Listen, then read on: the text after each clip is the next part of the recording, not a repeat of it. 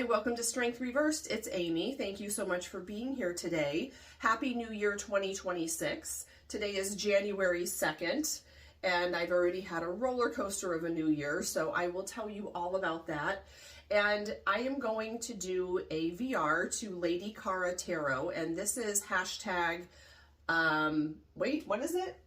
Hashtag stop buying, start reading tarot. And I first saw this on Julie's channel at Peekaboo Rose.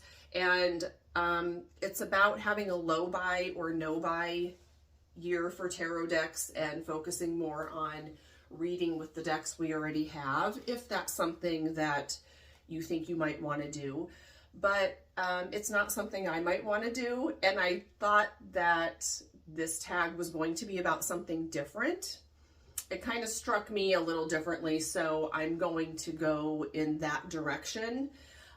I don't really accumulate that many tarot decks. Sometimes they sneak up on you, they really do. Maybe you get some gifts, or you found them on sale and you can't afford not to. But I am not an intentional collector of tarot decks. I usually don't seek out decks. I don't look through catalogs. I don't keep up with Kickstarter because I know I want all the decks. So many of them are beautiful, but even really beautiful decks don't necessarily speak to me at that particular time. Usually when I see a deck that I really love and I think it's amazing and I get kind of stars in my eyes, I'll just make a mental note of that deck, or maybe even write down the name or take a picture of it, and then I'll just let it percolate. Because I know myself, and I find that the next time I run into that deck, I think, what was I thinking? It's not as, it has lost its luster very quickly, or I'm just in a different headspace, or it just isn't as meaningful to me the second time. If it keeps calling to me and nagging at me for like a year, then I'll maybe go ahead and purchase the deck. But I have so many decks. You can see I have shelves of decks and shelves of decks here and decks in the closet over here. And most of them I look at once in a while, but I have a few workhorses that I go to time and time again.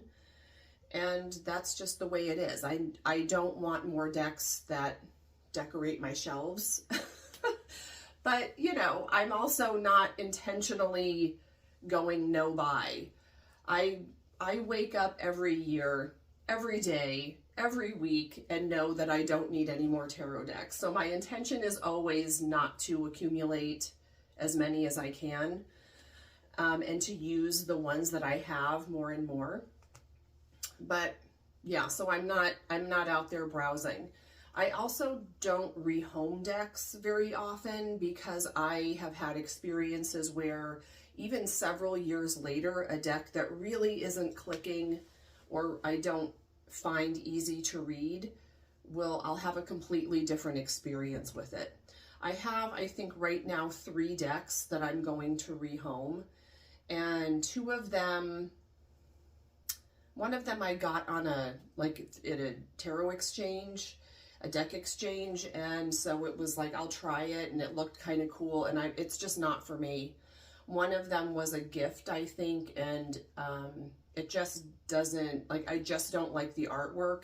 And there's an oracle deck that I got on clearance when a particular store went out of business here locally. And so I got it for 50% off, and I thought it would be a funny, cheeky oracle deck, and I absolutely hate it. I hate the deck to the point where I'm not even going to give it away. I'm going to throw it into my fire pit. I don't even want it out there. I hate the deck so much. No names. Okay. So this new year, that's my 2 cents on having a low buy, no buy tarot year. So I will get into what the hashtag meant to me. So on New Year's Eve, I went to a satsang at a yoga studio that I frequent, where I go do yoga. And it was really perfect. It was chanting and meditation and journaling and dancing and movement and a cacao ceremony, and there were oracle cards. I brought a tarot deck, and it was just a really nice way to end 2025 and bring in 2026. So we chanted in the new year, and that was kind of a sweet spot of where I wanted to be this year and how I wanted to start out and the kind of year that I want to have. I love New Year's Eve. I love any kind of time to reset, like birthdays I feel are a reset. The new school year I love. The new calendar year I love because I get a new calendar. And so I'm excited about that. Everything's fresh. The solstice, any kind of time of year where there's a chance to end something old and look ahead to something new. And this year, I'm ready for the hermit year to go. It's been a lot of sacred loneliness and a lot of falling away and emptiness, and it's been a necessary cycle. And that time of in between, when you're in between the old and the new, can be very difficult to sit in, and that's what I've been doing this year. So I'm ready for a wheel year. I'm ready for the wheel to turn. At the satsang, there were a lot of oracle cards, and I brought my own tarot deck, and I did a little mini reading when we were meditating and journaling, and this was based on a reading that I think I learned from years ago from Angelo Nasios on his channel. And this was the mini lover spread where you shuffle, look for the lover's card, and the card that's above it, which would be on the left, is the querent or you. And then the card below it or on the right is the other person.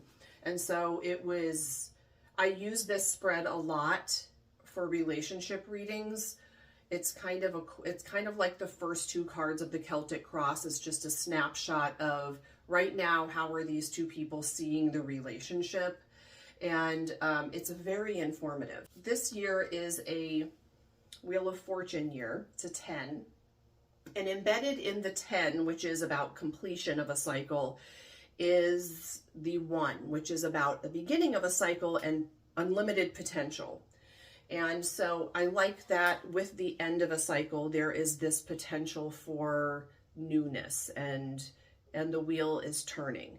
So I'm excited about the wheel. I do find it a little scary. This is the 2026 card, because the wheel is about cyclical change, it's about karma, and it's about change that you can't really stop and you have no control over. And I'm a control freak. I don't know if you know that about me, but going with the flow that's not fun to me. I'm not a go with the flow. I'm a control the flow. Okay. I want to know where the flow is going to go and what's going to happen. And so the new year of any year is a little bit what's going to come up this year. Hopefully it's good. Hopefully there are no awful things that happen. Hopefully I'm not going to look back at the end of the year and go, oh my God, that was an awful year. So it's scary, but I'm kind of ready for the wheel to turn, and I'm ready for something new. So as I shuffled and brought up the wheel, it was kind of like the lover spread, where on the left was going to be 2025 and what was leaving and I could let go of. And then on the right was 2026 and what's arriving and what I can embrace. And wouldn't you know, there are 3 10s here. And I did shuffle very well. So 2025 came up as the 10 of Pentacles. And at first glance, the 10 of Pentacles is this amazing card. And I think in a financial reading, it is an amazing card. But I looked at this card and it immediately felt like kind of not a burden, but I see in this card old versions of myself that I'm ready to, they're not fitting anymore.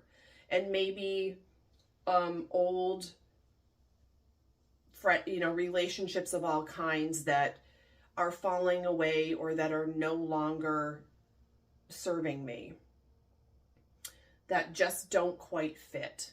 And so this is the old ways.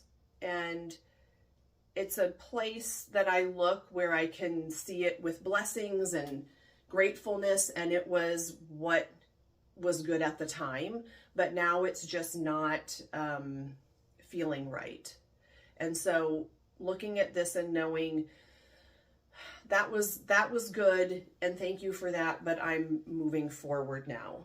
So I look at this and just think, I'm ready to walk away. And then what came up for 2026 was the 10 of Swords.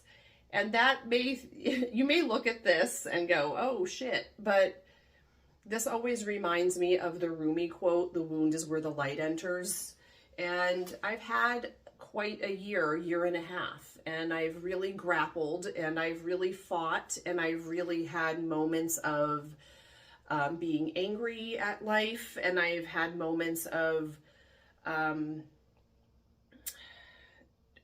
really not having that much faith left in the universe.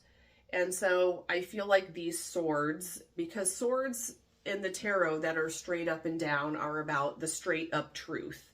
And I feel like I got humbled, and I got a lot of truths about myself and about other people. And they hurt sometimes, and it hurts to have to deal with it and grapple with it and keep moving. But the wound is where the light enters, and I love that the sky is clearing, and I finally feel like, please let this tower be done crumbling. Please let me have a year where I can stand up again and get these swords out of my back. So that's what I'm hoping for this year. So that was my little mini spread.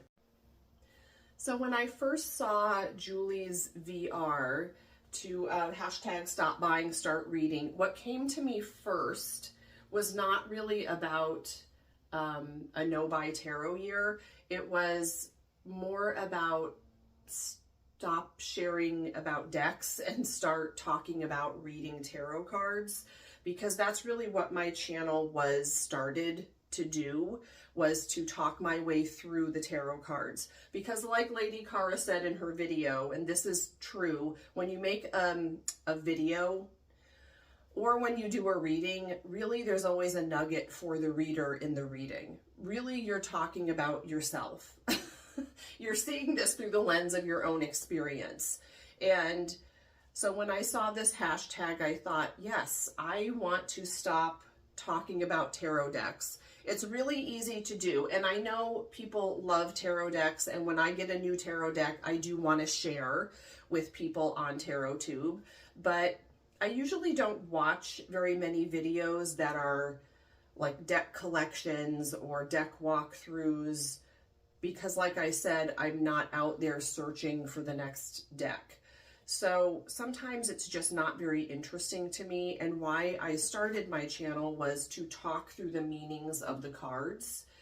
And because I think when you do that, you learn a lot. And I'm interested in how other people see the cards and the shades of meaning that other people bring to tarot reading. And so that's what I'm interested in mostly doing, to stop talking about decks that I buy and start actually talking about reading tarot cards. So if anyone would like to be a guest on my channel and would like to maybe pick a card or pick a suit and start talking about those cards and how we see the cards and the experiences we have with those cards coming up in different readings, I would love to do that with you. So if you want to collab, let me know. But I hope you are having a fabulous New Year. I spent my New Year's Day, so I had a fantastic, cacao ceremony on New Year's Eve, and then on New Year's Day, I had a migraine all day that responded to nothing. It was finally at about 5 o'clock this morning. I was still awake and took more meds, and it finally went away. So January 1st was kind of a wash. It was, I had to just relax all day. I sat around in pajamas and had a migraine. So that was fun. But onward and upward 2026, I prefer to think of it as a recalibration. That's how I'm going to think of it. I think the universe was, it was sort of a, I was getting an attunement, or something was happening. Something was working in there. Okay. Let me know if you want to talk about tarot cards on my channel or your channel, and I will talk to you soon. Bye.